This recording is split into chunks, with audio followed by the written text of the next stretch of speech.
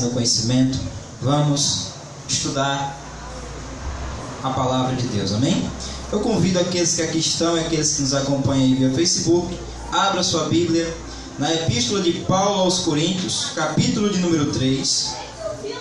Epístola de Paulo aos Coríntios, capítulo de número 3, versículo 10 e 11.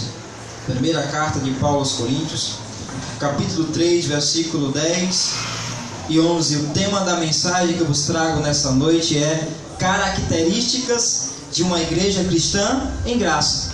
Vou falar algumas características de uma igreja cristã em graça. Qual é o diferencial, o que é que caracteriza uma igreja cristã em graça, amém? 1 Coríntios capítulo 3, versículo 10. Estamos todos?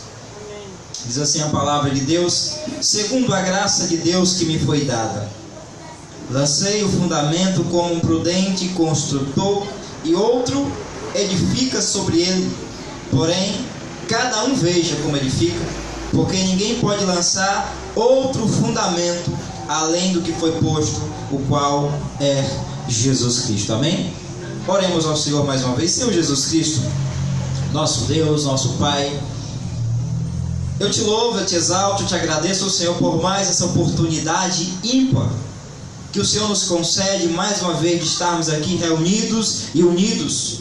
Já te louvamos, já te engrandecemos o nome, e agora estamos aqui, Pai, para ouvir a Tua voz. Queremos crescer na graça e no Teu conhecimento. Queremos ouvir a Tua voz, Senhor, através das Tuas santas palavras, palavra essa que é viva e que é eficaz. Por isso eu te peço nessa noite que o Senhor me uses, porque eu vou usar a Tua santa palavra. Amém? Amados irmãos eleitos de Deus, minha família espiritual, espíritos aperfeiçoados, eu quero nesta noite falar sobre esse tema: características de uma igreja cristã em graça. O que é que caracteriza uma igreja cristã? O que é que fundamentaliza uma igreja cristã? Porque Paulo diz aos Coríntios: olha, ninguém pode lançar outro fundamento além do que foi posto. O fundamento é Cristo. Então, a primeira coisa que deve ser observada é: ninguém pode lançar outro fundamento. A primeira coisa que caracteriza uma igreja cristã é o fundamento. E o nosso fundamento tem que ser Cristo. Amém? Então, a primeira característica de uma igreja cristã, ela tem de ter Cristo como fundamento, como a pedra principal, como a pedra angular. Mais uma vez eu digo as palavras que Paulo disse: olha, segundo a graça de Deus que me foi dada. A Paulo foi dado o quê? A graça, não foi dado a lei. Segundo a graça de Deus que me foi dada, eu lancei o fundamento como o prudente, como o sábio construtor. Sabe, ele foi o arquiteto, foi o que lançou o fundamento principal, a pedra angular. Mas ele diz algo interessante, ele diz: porque ninguém pode lançar outro. Quer dizer que o fundamento já existia. Paulo disse: olha, não lance outro além do que foi posto, o qual é Jesus Cristo. É sobre este fundamento que nós vamos se deter por alguns minutos. Amém? Eu quero que você abra a sua Bíblia no livro histórico de Mateus, capítulo 16. Mateus capítulo 16, versículo 13. Vamos ver o que diz, ou o que disse Jesus de Nazaré, Jesus nos dias de sua carne. Mateus capítulo 16, versículo 13. Mateus 16, 13. Amém? Mateus capítulo 16, versículo 13 em diante. Olha o que diz a palavra. Indo Jesus para os lados de Cesareia, ou de Cesareia, de Filipe, perguntou-lhe aos seus discípulos: quem diz o povo ser o filho do homem? O que diz o povo ser o filho do homem? Eles responderam: uns dizem ser João Batista, outros Elias, outros Jeremias ou algum dos profetas. Mas Vós, continuou ele, que vos dizeis que eu sou? Respondeu Simão Pedro e disse: Tu és o Cristo, o Filho do Deus vivo. Tu és o Cristo, o Filho do Deus vivo. Então Jesus de Nazaré estava a pregoar e de repente chegou alguns dos seus discípulos e ele disse: olha, o que diz o povo que eu sou? Quem diz o povo? O que é que eles falam a respeito de mim? Aí os discípulos disseram: olha, mestre, uns dizem que tu és João Batista, outros dizem que tu és o Elias, ou alguns profetas. Mas continuou ele e disse: olha, e vós, o que dizeis que eu sou? Aí talvez ficaram a olhar-se um para os outros, né, Jaqueline? Ficaram talvez alguns a olhar para os outros, Valguisa, e de repente ficaram assim, né? E aí? O que é que nós vamos dizer? Para você ver que nem mesmo os discípulos de Jesus que estavam com ele, muitos seguiam ele, mas sem conhecer. Eu quero trazer isso para o dia de hoje. Há pessoas que se dizem cristãs, que estão seguindo a Cristo, mas não conhecem o Cristo. Nunca tiveram um encontro verdadeiramente com Cristo. Parece até um paradigma, parece uma contradição, né? Seguimos ao Cristo, mas não conhecemos ao Cristo. Estamos aí, olha, é bom. Eu vou lá para a casa do irmão Robson todo domingo. A gente se reúne lá, todos os domingos. A gente se reúne lá nas quinta-feiras, a gente se reúne lá em Aquirage terça-feira. Mas há pessoas muitas das vezes que seguem algo sem conhecer. E eu digo para vocês, é preciso que cada um de nós tenha esse encontro verdadeiramente com Cristo, e que Deus, você tem que orar todos os dias a Deus para que Deus se deixe a conhecer, para que Deus se deixe a revelar, porque se Deus não se deixar a conhecer, se Deus não se deixar a revelar, o homem ele passa 20, 30 anos, às vezes até seguindo Cristo, mas sem conhecer Cristo. Esse era o retrato dos discípulos de Jesus de Nazaré. Estavam seguindo a ele, mas quando Jesus perguntou: o que diz o povo? O que é que o povo diz que eu sou? Assim, uns dizem que é João Batista, outros dizem que é Elias. Aí Jesus vira para eles e diz assim: vós, o que é que vocês dizem que eu sou? Talvez Jesus estava me testando, né? O que é que vocês dizem que eu sou? Aí de repente se levanta quem? Quem? Pedro. Quem? Pedrão. Respondeu-lhe Pedro, disse: tu és o Cristo, o Filho do Deus vivo. De repente, alguns imaginam que de repente Jesus disse: olha, parabéns, Pedrão, tu és o cara, né? Há quem de repente diga assim: tu és o cara, Pedrão. Mas não foi isso que Jesus disse. Sabe o que foi que Jesus disse? Vamos ver, versículo 17. Então Jesus lhe afirmou: bem-aventurado és Simão Bar-Jonas, porque não foi carne e sangue que te revelaram, mas meu Pai que estás. Que coisa impressionante, né? E sabe o que é que eu aprendo, irmãos, com esse texto? Isso aqui, Jesus disse: olha, bem-aventurado, feliz és tu, Simão Bar-Jonas, porque não foi carne e sangue, ou seja, não foi o teu intelectual, não foi a tua cultura religiosa, até porque ele não tinha. Pedro era um cara popular, era um homem simples, era um homem da pesca, era um homem, sabe, muito humilde. Então, pela lógica humana, Pedro talvez fosse o último que de repente ele era para falar isso. E sabe por que foi que ele falou isso? Porque o Pai assim o quis. Porque o Pai assim o quis revelar. Foi o que disse também Jesus de Nazaré lá em Mateus 25: olha, graças te dou ao Pai, Senhor dos céus e da terra, porque ocultaste estas coisas aos sábios e entendidos, ocultaste essas coisas aos instruídos e revelaste a quem? Aos pequeninos. A graça de Deus, o evangelho das insondáveis riquezas de Cristo, não é para quem se acha, não é para quem diz: eu já conheço tudo. Não é para quem de repente vai a uma faculdade e passa 4, 8 anos estudando filosofia ou teologia. O evangelho da graça não é para quem acha que conhece tudo, não é para quem acha que sabe tudo. O evangelho da graça é para os humildes, é para os pequeninos. E sabe, que a regra do reino de Deus é diferente da regra do homem. O homem olha pelo título, o homem é bispo, o irmão aí é apóstolo, o irmão aí, sabe, não, o irmão aí é formado em filosofia, olha aí o diploma do irmão.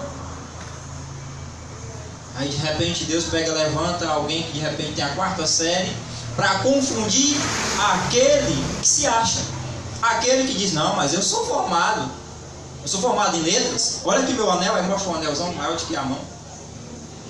Mas o que eu quero dizer para você nessa noite é que a regra do reino de Deus é diferente da regra dos homens.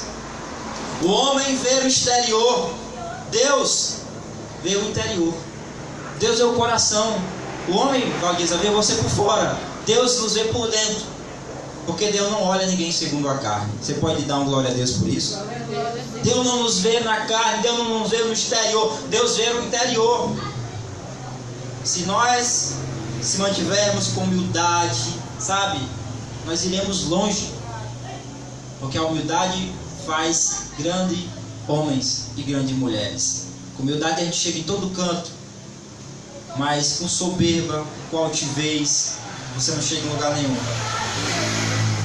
Então Jesus disse, olha, bem-aventurado, feliz és tu, Simão Bar-Jonas, porque não foi carne e sangue que te revelou, não foi a tua capacidade humana, mas o meu Pai que está no céu.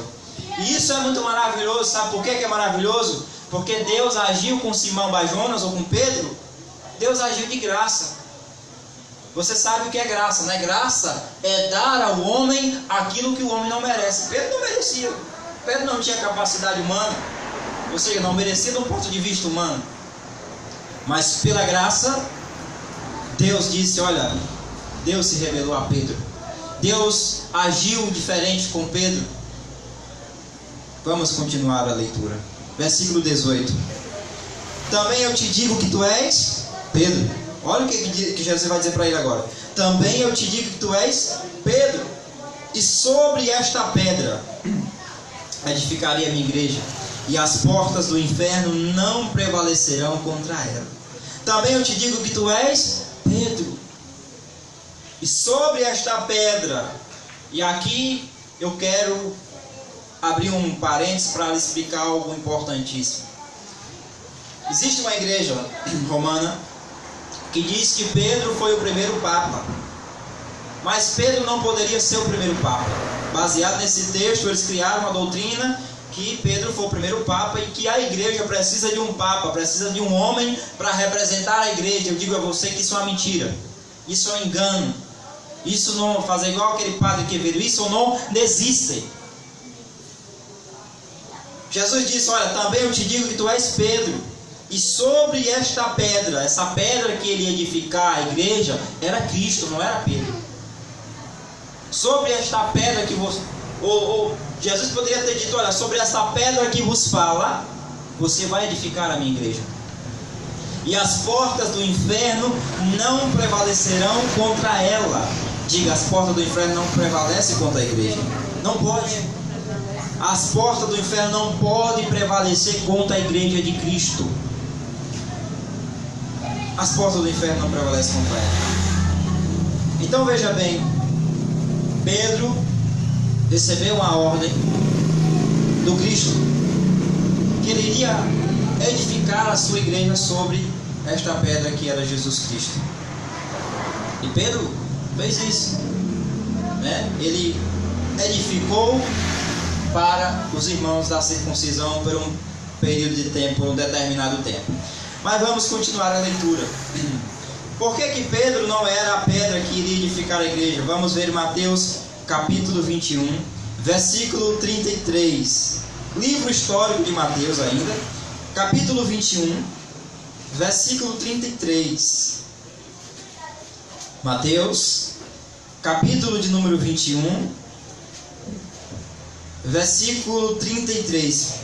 Meu irmão Robson de Souza, por que Paulo, ou por que Pedro não poderia ser Papa?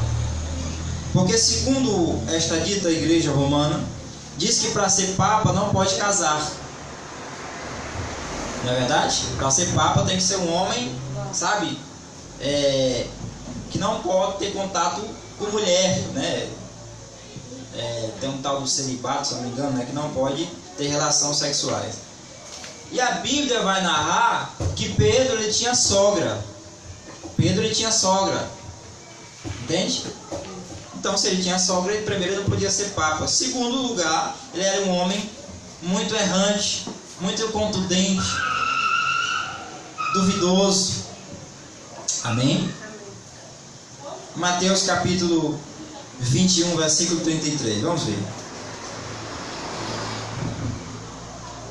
21, 33 em diante.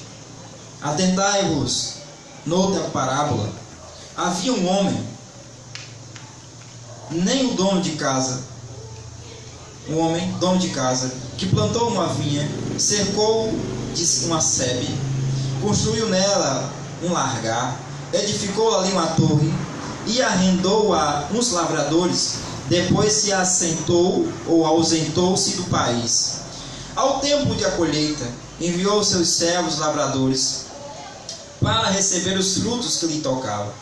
E os lavradores, agarrando os servos, espancaram a um mataram, o outro apedrejaram. Enviou-lhe ainda outros servos em maior número, trataram-no do mesma sorte, do mesmo jeito. E por último enviou-lhes o seu próprio filho, dizendo: ao meu filho respeitarão. Mas os lavradores, vendo o filho, disseram entre si: este é o herdeiro, vamos, matemo-lo e apoderemo-nos da sua herança. Versículo 38 e 9. Agarrando-o, lançaram-no fora da vinha e mataram. Versículo 40. Quando, pois, vier o Senhor da vinha, que fará aqueles lavradores? Respondeu-lhe, versículo 41. Respondeu-lhe: fará perecer horrivelmente a estes malvados e arrendará a vinha a outros lavradores, que lhes reproduzam ou que remetam os frutos no seu devido tempo. Perguntou-lhe Jesus: nunca leste nas Escrituras?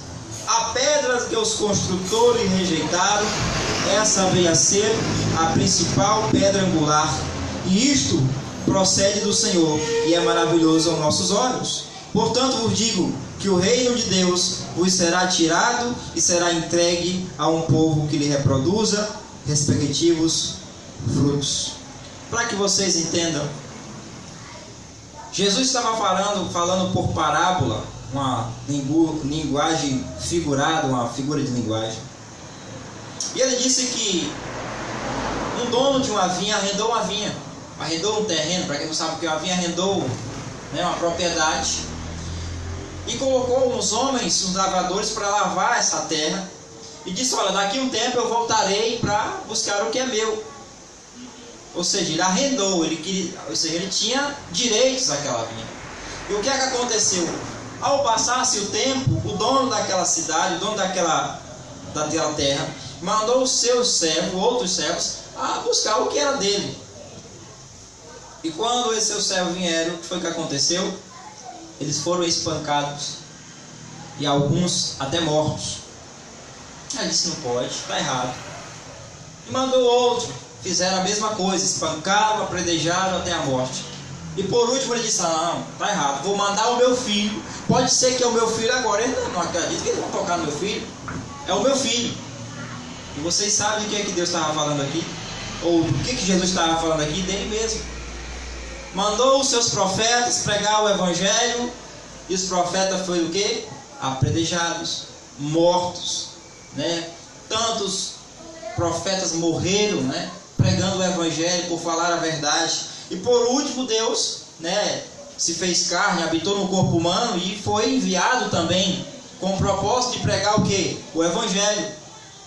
Mas eles não receberam a Deus ou a Cristo não como o Senhor, ou como menos filho de Deus. Muitos até blasfemaram, muitos até chamaram ele de Beelzebul. Aí ele disse: olha, perguntou-lhe Jesus: nunca leste nas Escrituras? A pedra que os construtores rejeitaram, essa veio a ser a principal pedra angular. E isto procede do Senhor e é maravilhoso aos nossos olhos. Ele, Cristo, era a pedra angular. Ele, Cristo, é a pedra principal. e a pedra angular. Amém? Quem está entendendo, diga amém. Amém.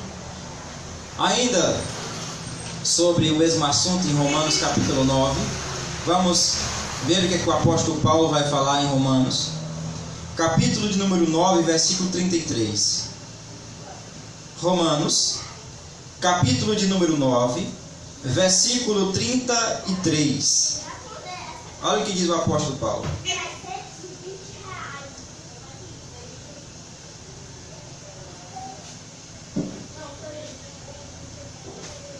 Romanos 9, 33, amém? Como está escrito? Como está aqui, irmãos? Escrito: eis que eu vos ponho em Sião uma pedra de tropeço e rocha de escândalo. Aquele que nela crer não será confundido. Falando dele, né? Propriamente dito. Como está escrito, ele estava falando, citando o que estava lá em Salmo 118, versículo 22. Você que trouxe papel e caneta, anote. Salmo 118, 22. Em 1 de Pedro, capítulo 2, versículo 4. 1 Pedro, capítulo 2. Primeira epístola de Pedro. Pedrão. Capítulo 2, versículo 4. Olha o que Pedro vai dizer. 1 Pedro capítulo 2, versículo 4, diz assim a palavra: chegando-vos para ele a pedra que vive. Pedra que irmãos? Pedra que vive. Olha, lembra que Jesus disse: olha Pedro, sobre esta pedra edificarei a minha igreja, e as portas do inferno não prevalecerão contra ela. Essa pedra que vive era Cristo. Chegando-vos para ele a pedra que vive, rejeitada sim pelos homens, mas para com Deus eleita e preciosa. Também vós mesmos, agora ele vai se dirigir à igreja, a nós. Também vós mesmos, como pedras que vivem, sois edificado casa espiritual, para ser de sacerdócio santo, a fim de oferecer sacrifícios espirituais agradáveis a Deus por intermédio de Jesus Cristo. Por isso está escrito: eis que eu ponho em Sião a pedra angular, eleita e preciosa, e quem nela crê não será de modo algum envergonhado.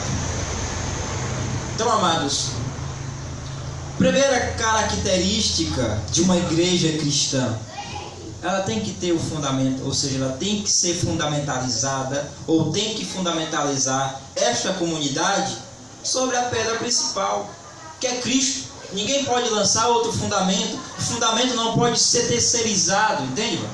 Não pode ser Maria, não pode ser José, não pode ser Antônio, não pode ser Miguel. O fundamento tem que ser Cristo. Se a igreja é cristã, então o fundamento é Cristo. E Paulo disse: olha, ninguém pode lançar outro, hein?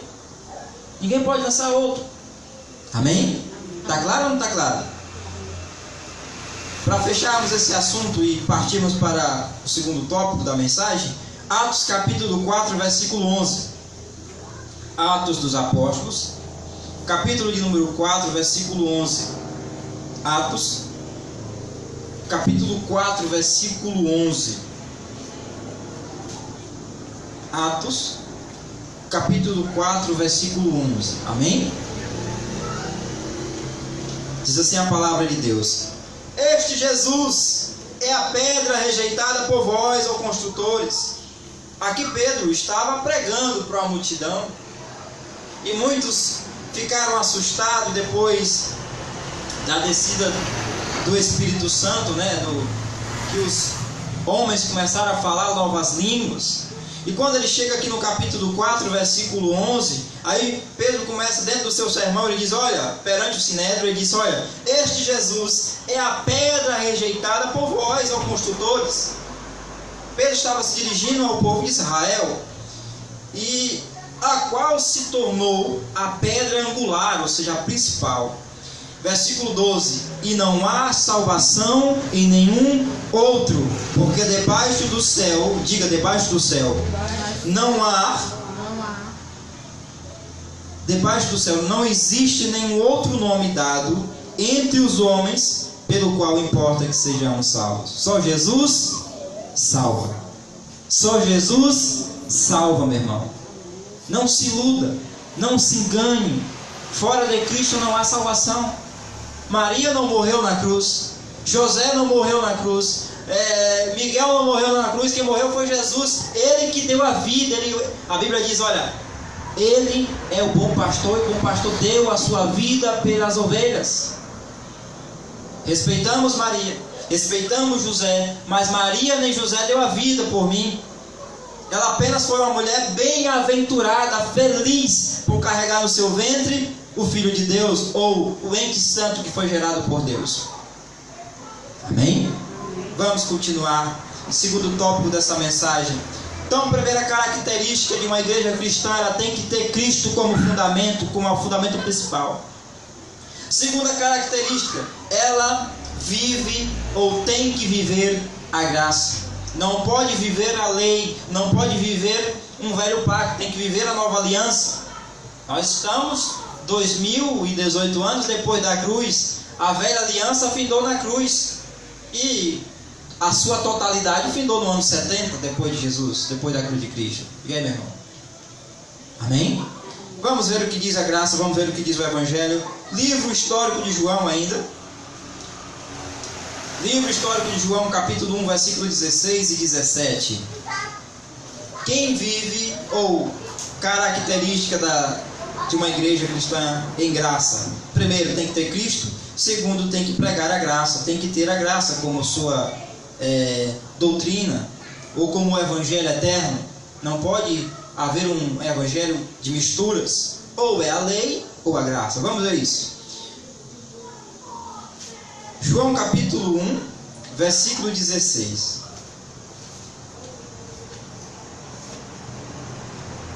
João capítulo 1, versículo 16. Amém? Diz assim a palavra de Deus. Olha o que João vai dizer. Porque todos nós temos recebido da sua plenitude, e graça sobre graça. Olha o que João vai dizer. Olha, todos nós temos recebido da sua plenitude. Você sabe o que João estava dizendo? É que Cristo, ou em Cristo, estava toda a plenitude de Deus. Deus estava em Cristo. E Paulo vai dizer isso lá em 2 Coríntios capítulo 5, versículo 18. Olha lá. Assim que Deus estava em Cristo, reconciliando consigo o mundo. Nele, em Cristo Jesus. Por fora era um homem comum, mas por dentro era o Deus Todo-Poderoso. Nele habitava corporalmente toda a plenitude de Deus. Isso é o que diz o Evangelho. Amém? Versículo 17.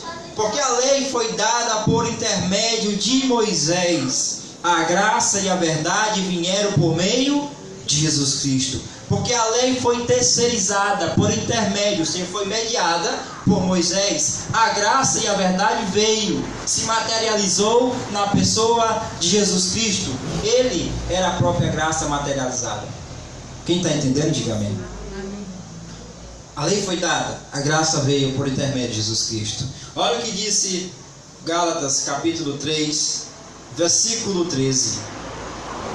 Epístola de Paulo aos Gálatas, capítulo 3, versículo 13. 3:13. Olha o que vai dizer o Evangelho. Evangelho da graça. Amém? 3:13. Cristo nos resgatou da maldição da lei, fazendo-se Ele próprio maldição em nosso lugar, porque está escrito: maldito todo aquele que for pendurado em um madeiro. Quem foi que se fez maldição em nosso lugar? Cristo. Não foi Maria, não foi José, não foi Antônio. Respeitamos todos eles, mas eles não salvam, eles não libertam, eles não transformam, eles não podem nos dar a vida. Só quem nos deu a vida foi Cristo. Lá em Efésios capítulo 2, versículo 1, ele disse: olha, Ele vos deu vida estando mortos nos vossos delitos e pecados. Foi Cristo que nos deu vida. Foi Cristo que nos deu este acesso maravilhoso, nós estarmos aqui reunidos em qualquer canto, em qualquer lugar, até debaixo de uma árvore, para adorar a Ele. Foi Cristo. Diga, foi Deus. Ainda em Hebreus capítulo 8, versículo 6. O escritor aos Hebreus, no capítulo 8, versículo 6, vai falar sobre um ministério mais excelente, vai falar sobre um pacto maior, sobre uma aliança superior. Hebreus capítulo 8, versículo 6. Hebreus capítulo 8, versículo 6. Diz assim a palavra de Deus: Agora, com efeito, obteve Jesus ministério tanto mais excelente. Olha, Jesus, ele é mediador de um ministério mais excelente. Versículo continuando ainda: o quanto ele é também mediador de superior aliança, instituída com base em superiores promessas. Cristo recebeu uma aliança, ou foi mediador de uma aliança superior, de promessas superiores. Versículo 7. Porque se aquela primeira aliança, qual era a primeira aliança, irmãos? A lei de Moisés. Porque se aquela primeira aliança, estamos vivendo uma segunda, amém? Se aquela primeira aliança tivesse sido sem defeito, de maneira alguma estaria sendo buscado lugar para uma segunda. Versículo 13. Quando ele desnova, torna antiquada a primeira. Ora, aquilo que se torna antiquado e envelhecido está prestes a desaparecer. Por que o escritor aos Hebreus disse que aquilo que se torna envelhecido está prestes a desaparecer? Porque até então, essa epístola, essa carta foi escrita no volta do ano 65, 68, e foi no ano 70 que tudo findou. Foi no ano 70 que o tempo foi ao baixo. Foi no ano 70 que Jesus voltou em juízo para o povo de Israel, para Jerusalém.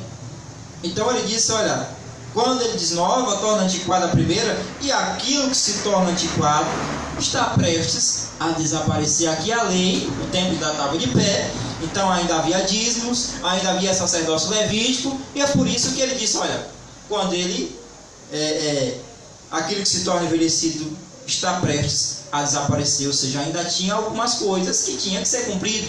Embora Cristo tivesse dado a sua vida lá na cruz, embora Cristo disse, olha, tetelestai, está consumado, mas ainda havia coisas que tinham que se cumprir, e se cumpriu do ano 70.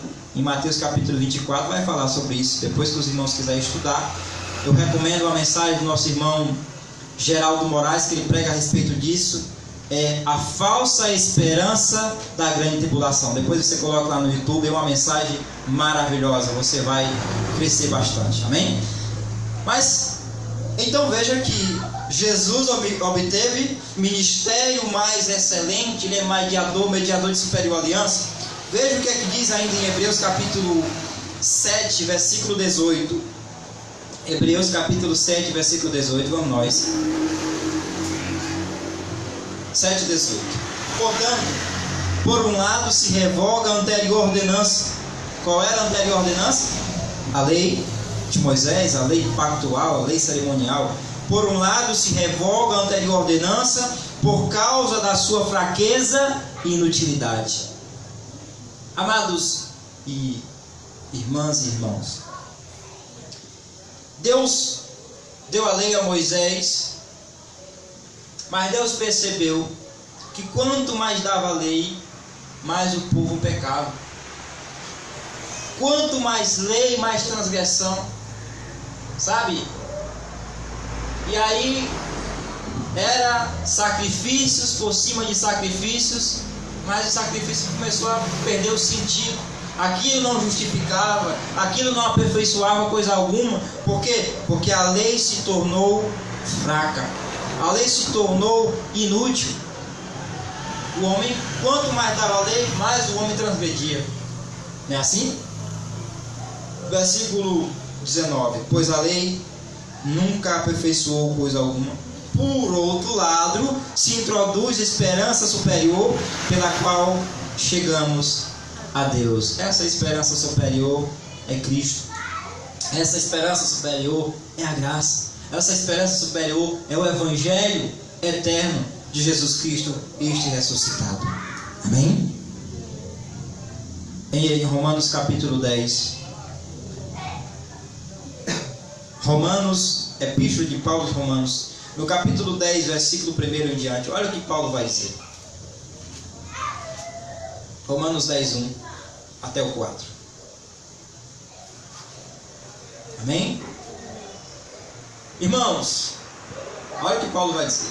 Irmãos, a boa vontade do meu coração e a minha súplica a Deus a favor deles são para que eles sejam salvos. Favor dele quem? Alguém aqui diz de quem é que Paulo está falando? Aí dá Bolsonaro. Porque ele deu o testemunho, olha, irmãos, a boa vontade do meu coração e a minha súplica a Deus a favor deles é para que eles sejam salvos. Ele quem? Os judeus. Versículo 2: porque eu lhes dou testemunho de que eles, os judeus, têm zelo por Deus, porém não com entendimento, trazendo por dias de hoje há pessoas, há crente em Jesus, há católico, há pessoas que até têm zelo por Deus, tem zelo, mas sem entendimento. Só a falta do conhecimento, só a falta do entendimento faz um ser humano se prostrar diante de uma imagem de barro, que tem olhos, mas não vê, tem boca, mas não fala, tem ouvidos, mas não ouve, as suas mãos não apalpam e os seus pés não andam, som nenhum sai da sua garganta. Por que as pessoas se submetem a esses ritos religiosos? Falta de entendimento. Porque quem tem entendimento sabe que aquilo é um pedaço de gesso, sabe que aquilo é um pedaço de barro, sabe que aquilo é um pedaço de madeira, que não se move e que não salva. Sabe ou não sabe? Nós sabemos. Mas nós respeitamos a ignorância alheia. Ignorância alheia. Porque eu dou testemunho, Paulo disse, olha, que eles até têm zelo, vão à missa, vão ao culto, sobem ao monte, sabe, fazem campanhas. Alguns são zelosos. Eu conheço pessoas na graça que são zelosos, tem zelo, mas não tem entendimento. Versículo 3: porquanto, desconhecendo a justiça de Deus e procurando estabelecer a sua própria, não se sujeitaram à que vem de Deus. Eles desconhecem a justiça de Deus, e por desconhecer a justiça de Deus, desconhecer que só Jesus é o caminho, a verdade e a vida, que não há outro mediador, que não há intercessora, eles se submetem a esses ritos, dogmas e sacrifícios. Mas nós, pela graça de Deus, sabemos que Ele é a nossa justiça, que Ele é o nosso mediador e que não há outro, né? Versículo 4: porque o fim da lei é Cristo, para a justiça de todo aquele que crê. A lei findou, amados. O fim da lei é Cristo. Meu pastor amado, eu não sou pastor, mas eu estou pastor. Meu pastor amado, meu irmão em Cristo, o fim da lei é Cristo. O que é que significa isso? O fim da lei, o fim do imperialismo religioso, o fim do misticismo, o fim, sabe, da religiosidade. Tudo tem que ser cravado na cruz. Acabou em Cristo. Não tem mais rito, não tem mais dogma, não tem mais sacrifícios carnais. O sacrifício que Deus quer é esse. É que você se desprenda do seu lar, do aconchego, do seu sofá. Uma hora dessa você poderia estar de frente da televisão, vendo ali as estatísticas do novo presidente. Muitos faltaram aqui hoje, né? Muitos ficaram de vir, mas faltaram. Estavam na expectativa do novo presidente. Eu também estou, mas eu sei que Deus está no controle. Amanhã ou daqui a pouco a gente vê o resultado. Mas primeiramente a gente tem que fazer aquilo que é cabível a nós, que é ser igreja. Nós não vamos à igreja, nós somos a igreja, mas é difícil ser igreja sem se reunir. Não é verdade? O fim da lei é Cristo. O fim dos ritos, dos dogmas, dos sacrifícios é Cristo. Tudo findou em Cristo. O fim da lei é Cristo. E quando eu digo o fim da lei, é toda a lei. É a lei total. Inclusive até os 10 mandamentos, que muitos ainda mantêm os 10 mandamentos como residente. Os 10 mandamentos, os mandamentos de Moisés não é para a igreja gentílica. Os 10 mandamentos não é para a igreja gentílica. Os 10 mandamentos é para o povo de Israel. Hoje nós recebemos um mandamento superior. E podem me chamar de louco, mas eu provo para você com a Bíblia na mão. Vamos lá. Vamos ver o que diz o Evangelho. 2 Coríntios capítulo 3, versículo 4. Olha o que vai dizer o apóstolo Paulo.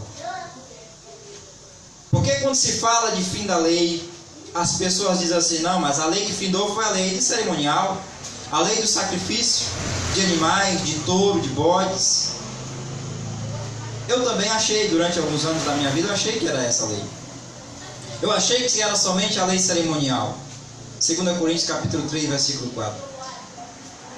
Mas, ouvindo e vendo no Evangelho, eu aprendi que a lei que findou foi toda a lei, tanto a pactual como a lei moral, tanto a lei pactual como a lei cerimonial. Vamos ver isso.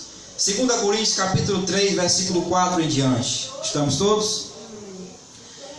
E é por intermédio de Cristo que temos tal confiança em Deus. Olha, esse irmão que vos fala aqui, eu não falo confiando na minha carne, na minha lógica, na minha sabedoria. É por intermédio de Cristo que eu tenho a tal confiança de explanar e dizer para você nessa noite que a lei findou, tanto a lei pactual como a lei cerimonial. Temos que, se desraigar de todo e qualquer fermento da lei.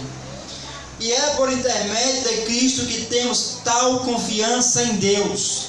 Versículo 5. Não que por nós mesmos sejamos capazes de pensar alguma coisa como se partisse de nós. Pelo contrário, a nossa suficiência vem de Deus. A minha suficiência, a nossa suficiência, vem do Pai, vem do Altíssimo. Versículo 6. O qual nos habilitou para sermos ministros de uma nova aliança. Diga, da nova aliança. Não é mais da velha, não é mais da lei de Moisés. De uma nova aliança. Versículo, não da letra, mas do Espírito, porque a letra mata. E só abrindo aqui um parênteses, essa letra que matava não é estudar. Porque há pessoas que dizem assim: olha, irmão, esse negócio de estudar a Bíblia muito, o cara fica doido.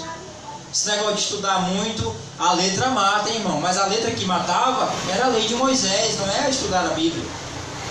Pelo contrário, Jesus disse: olha, examinai as Escrituras, porque julgais ter nelas a vida eterna, e são elas que testificam de mim. Amém? Mas vamos continuar. Versículo, a letra mata, mas o Espírito vivifica. Versículo 7. E se o ministério da morte, e se o ministério de quê, irmãos? Da morte, gravado com letras em pedras, se revestiu de glória, ao ponto dos filhos de Israel não poderem fitar à face de Moisés, por causa da glória do seu rosto, ainda que desvanecente. Olha como é que Paulo chamava os 10 mandamentos de ministério de morte. Eu só conheço um ministério que foi gravado com letras em pedras. Foi os 10 mandamentos, não tem outros. Os outros Deus foi revelando, Moisés foi dando ao povo. Mas os mandamentos que foram gravados com letras em pedra, foi os 10 mandamentos. Honrará o Senhor teu Deus de todo o coração, toda a tua alma e tal, e tal, e tal. Foi esses 10. Amém ou não, amém, Vanessa? É por isso que muitas das vezes, antes de eu conhecer, antes de eu ter essa revelação do Evangelho, eu fui questionado por alguns adventistas do sétimo dia, e eles diziam para mim: olha, vocês e a maioria dos cristãos querem guardar os 9 mandamentos, mas não querem guardar o sábado. Isso é incoerência. E de fato era uma incoerência muito grande. Eu tinha que honrar a Deus, tinha que amar ao Senhor de todo o meu coração, toda a alma, se esforçava para não cobiçar a mulher do próximo, e isso, aquilo outro e aquilo outro. Que eu não estou dizendo que tem que fazer isso, tá bom, irmãos? Depois eu vou explicar que existe um mandamento que faz com que nós cumpra tudo isso aqui sem precisar desse daqui. Então, e eles me questionavam: olha, vocês guardam o 9, mas não quer guardar o dia do sábado. E eu ficava assim em parafuso: não, mas meu sábado é Cristo. Meu sábado é meu descanso eterno é Cristo. De fato é. Até que Deus, pela graça dele, me revelou essas verdades. Se o ministério da morte gravado com letras em pedra se revestiu de glória ao ponto dos filhos de Israel não poderem fitar a face de Moisés, Moisés, quando subiu ao Monte Sinai, quando desceu de lá, disse que a glória de Deus era tanta que o povo de Israel olhava para ele e caía. E foi preciso Moisés botar um véu para que eles pudessem falar com o povo. Versículo 8. Como não será de maior glória o ministério do Espírito? Como não será de maior glória o ministério do Espírito? Porque se o ministério da condenação, qual foi o ministério da condenação, irmãos? Os 10 mandamentos. Foi glória, em muito maior proporção será glorioso o ministério da justiça. Porquanto, na verdade, o que outrora foi glorificado, neste respeito já não resplandece diante da atual sobreexcelente glória. Porque o que desvanecia teve a sua glória, muito mais tem o que é permanente. Então veja que a lei pactual, a lei cerimonial, todo e qualquer cerimonialismo ou ritualismo findou em Cristo. Findou em Cristo. Tudo isso era sombra. O escritor aos Hebreus vai dizer lá no capítulo 10, depois você veja lá, que a lei era sombra de coisas, a lei era sombra das coisas que futuro haveria de vir, e que nunca aperfeiçoou coisa alguma. Agora nós andamos pelo novo e vivo caminho. Agora nós adoramos a Deus no Espírito. E agora nós temos uma nova lei que rege ou que resume todas as leis, inclusive a lei de Moisés. Vamos ver isso e nós concluímos a mensagem nessa noite. João capítulo 13, versículo 34. Livro histórico de João. João capítulo 13, versículo 34.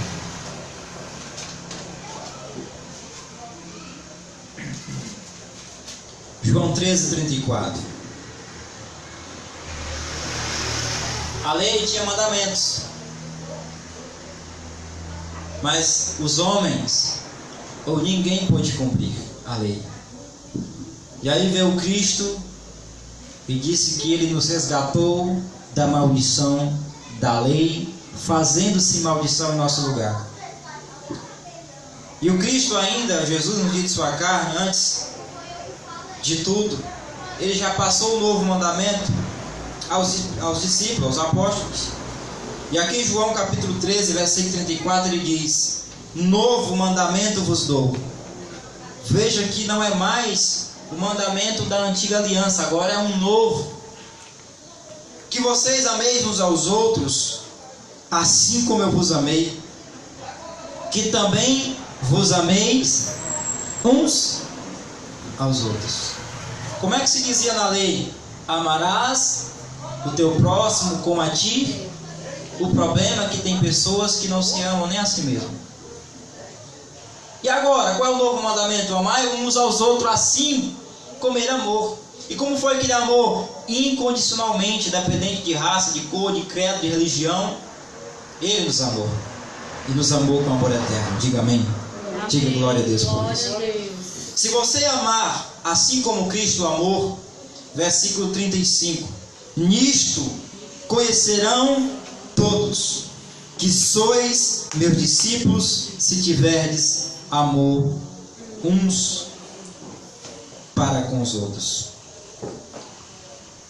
Palavra final. O que é que caracteriza uma igreja cristã em graça? Primeiramente, ela tem Cristo. Ela é fundamentalizada sobre o Cristo. E saber, este é o ressuscitado. Paulo disse que nós pertencemos ao outro, a saber, aquele que ressuscitou. Uma igreja em graça, uma igreja cristã em graça, ela fundamentalizada, tem que ser fundamentalizada sobre o Cristo e não sobre terceiros. Segundo lugar, uma igreja cristã em graça tem que pregar a graça e não a lei, porque Cristo nos resgatou da maldição da lei. Amém? Uma igreja cristã em graça adora o Pai em espírito e em verdade. Agora, nesse exato momento, estamos aqui reunidos na minha humilde residência, uma área onde eu me reúno todos os domingos, na área aqui da minha casa, que também é o meu trabalho, porque eu entendi que nós é que somos o templo. Eu entendi que nós é que somos a igreja. E onde a igreja se reunir, não importa para o Pai. Pode ser até debaixo de uma árvore, pode ser debaixo da ponte. O importante é que seja em espírito e em verdade. Aqui nós se reunimos sem fermento, sem barganha, não barganhamos, não falo em dinheiro. Porque eu entendi que agora andamos pelo novo e pelo vivo caminho, Cristo. Agora eu entendi que existe um novo mandamento, e o mandamento é amar uns aos outros como Ele, assim como Ele nos amou. Amém? Assim é, porque assim está escrito, e nós cremos.